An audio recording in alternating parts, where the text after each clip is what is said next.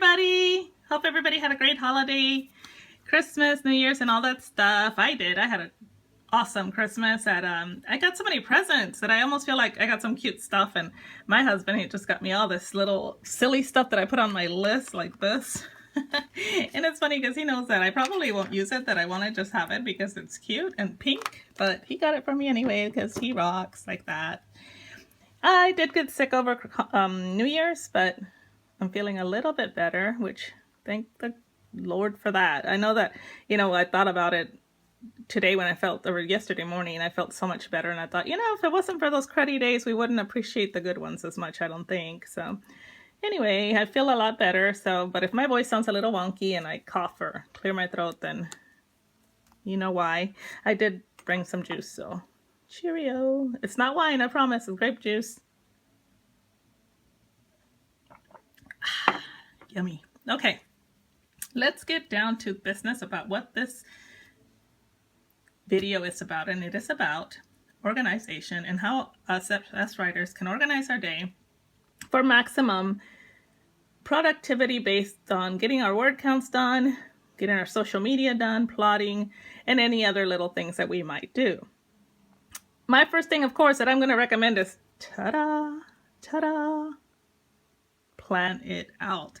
Y'all, if you don't write it down and you don't know what's happening day to day, then you're not going to get stuff done and you're going to go back on the week and go, what the hey happened? So write it down. Plan your days. Plan your writing. Even if you don't do it on paper, which I don't see how you cannot because I am a paper lover. If you have an electronic calendar that you can see and it's visually and it's right in front of you, then do it that way. I don't care how you do it, but do it. First thing I do when I sit down to plan my week is to plan my writing goal. How many words do I need to get done in order to meet whatever goal it is that I have? I have a book that's due end of this month, beginning of February, but so I know that I have to write specific amount of words every day to make it, or else I'm not going to make it. And if I wait till the last minute, it's just not going to work. It's going to be a rush story and it's going to be a hot mess. Hashtag hot mess Hildy. So you have to, or I have to, plan out my writing per day to make sure that I leave a little bit of cushion so that I can, even if I write a little over my goal, that's good. But if I write a little under, I'll still be okay to make it in time for my deadline. So every day I set my top 3 things for that day. And usually they're pretty repetitive and you would think, well, you should know by now what you're doing. Well, yeah, I should know by now what I'm doing, but I might still forget that today is Wednesday and I was supposed to do hunk day, which hardly ever will happen because if I don't remember my hunk day, people will remind me. But either way, there it is. So when you get your top 3 down for the day, in this case, let's see, on Monday I have write 3K, do my Scott's graphic. I do a Hildy Scott's on Mondays, and then contact my street team. My top 3 for that day. Once I get these top 3 and I check those boxes off, which I did do all 3, on Monday, you feel a sense of accomplishment for that day. And it really makes you kind of stay on track where you're like, okay, well, there's other things that I do need to do, and this list is a lot longer in my other planner, but you feel accomplished because you have done your top 3 and maybe the top 3 from the list underneath. Well, my top 3 is really my to-dos are from here to here. But I know that these top 3 I must do in order to feel, like I'm accomplishing something. So I know that some people work during the day and write during their lunch break or right after work, and that's fine. So just know that you will accomplish that day. And I remember when I worked full-time and I come home and I was the kind of writer that had to wait for everybody to be in bed and then I would write for 2 hours. And that's fine. Some people come home and write for 2 hours and then after that it's like, yay, family TV time. Work it around your schedule so you still have family time. But just make sure that you have your goal to either write and get your word count or your edits or whatever it is. Sometimes you'll know that you will spend 2 days editing something and that's fine. So just make sure that you put it on your top 3 so that it gets accomplished. In addition to that, what about social media? Well, my social media is usually one of my top 3. Mondays, I contact my street team. Tuesdays and Wednesdays, I go to two groups that I really focus a lot on because it has to do with my genre. So I visit those groups. I make sure that I visit them once a week. Thursday, I usually go back to my street team, and I also, I post daily on Facebook. It's one of those things that I do. I have a pretty set schedule where it's Scott's on Monday. Tuesday is some sort of graphic to do with whatever book I'm releasing, some kind of graphic about it.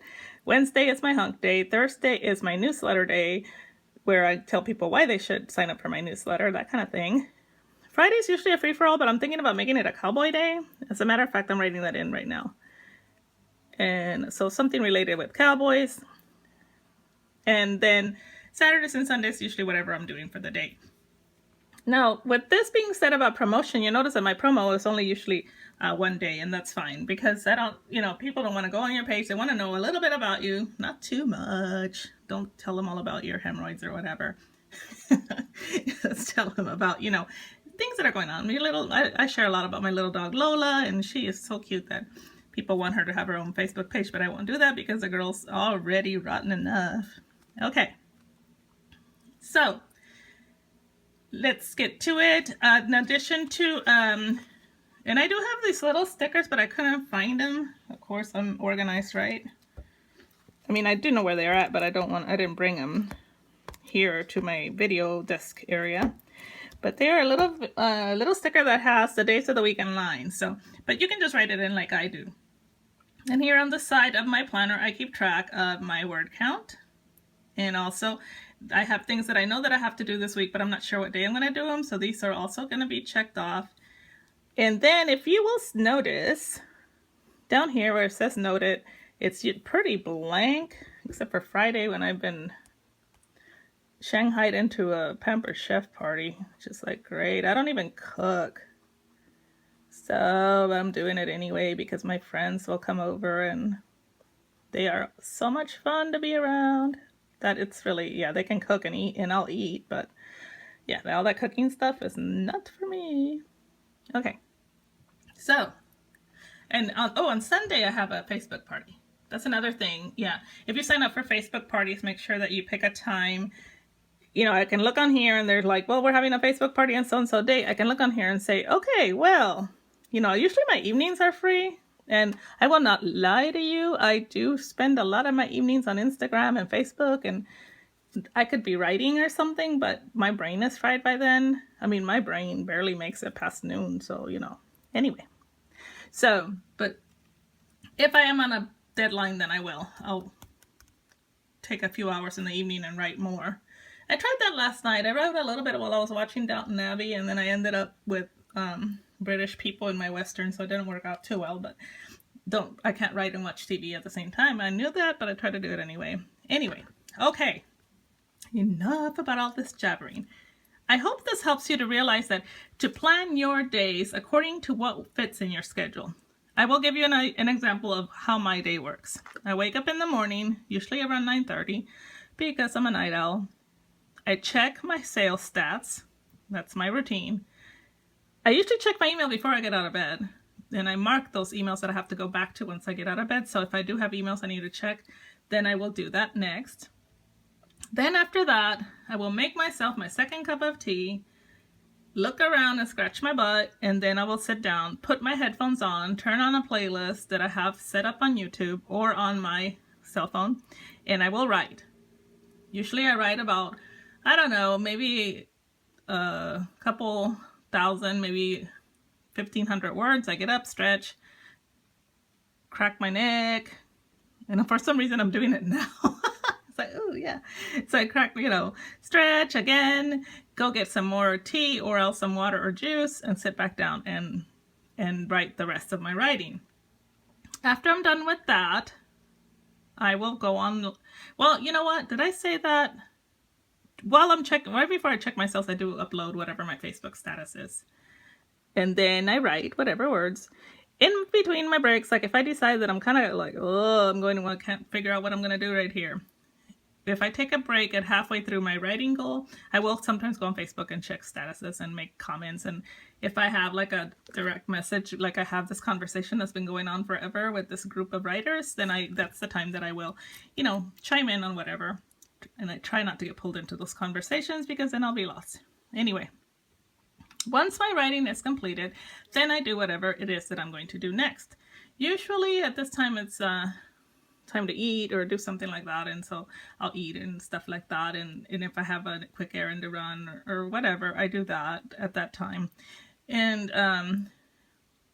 so then when I come back, or if I don't leave the house, then that's the time that I will do the rest of the things, like play on Facebook, any graphics that I have to do, talk to my graphic artist, contact my editors, check for any deadlines that are looming, check any statuses on stuff I owe people, like prizes to readers, check in with my street team to see if anybody has comments or questions and that kind of thing. I also check my Facebook page. Make sure you do that, because sometimes I'll go look and it's like, oh my gosh, this reader wrote me 2 months ago and I didn't answer. So I go on there every day and look at the messages, and there's hidden messages too. Go look at those that have been flagged. Sometimes there's a reader in there, that kind of thing.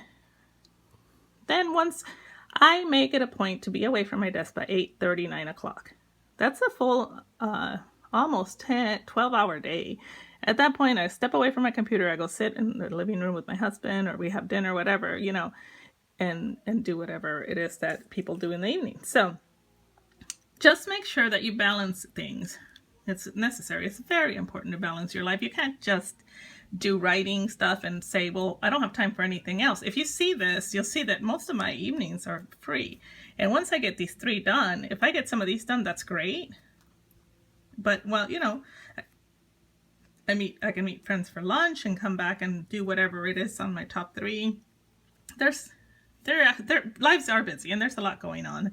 But yeah, as long as you plan well, plan ahead, and leave yourself breathing room, you will have time to do everything that is on your to-do list, which, look at my to-do list. Ta-da! It is very long. And you know what? That's okay. I have time to do all this, because I know that whenever I go review it, and then if I needed to get done at a specific time, then I will add it on here. If not, then I will, keep it on my to-do list, and when it gets done, it gets done. And other than somebody taking away my birthday, I don't understand why we're so stressed out about time management. We don't have time to do it all. And as soon as we accept that, then life gets better. So just remember, all you need is love and a planner. I love this card. And that's so true. We do. That's all we need, is to just plan things out, leave plenty of room.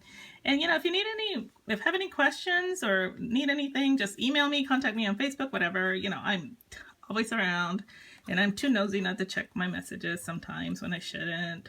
As long as I get my word count done, I'm a happy gal. So contact me, give my video a thumbs up, and just send me any questions you might have. Okay, bye-bye.